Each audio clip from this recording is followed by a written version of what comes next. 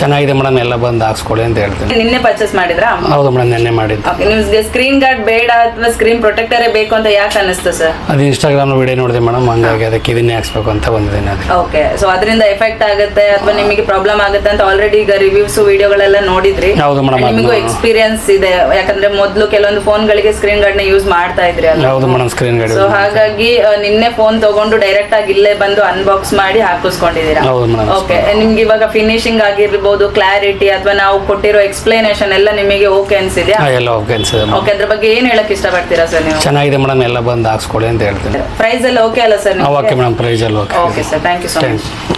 ನಿಮ್ಮ ಇಷ್ಟದ ಪ್ರಕಾರನೇ ಹೊಸ ಫೋನ್ನ ಪರ್ಚೇಸ್ ಮಾಡಿರ್ತೀರಾ ಅಂಡ್ ಡಿಸ್ಪ್ಲೇಗೆ ಏನು ಸ್ಕ್ರಾಚಸ್ ಆಗಬಾರ್ದು, ಪ್ರೊಟೆಕ್ಷನ್ ಬೇಕು ಅಂತ ಸ್ಕ್ರೀನ್ ಪ್ರೊಟೆಕ್ಟರ್ನ ಹಾಕಿಸ್ಕೊಳ್ತೀರಾ.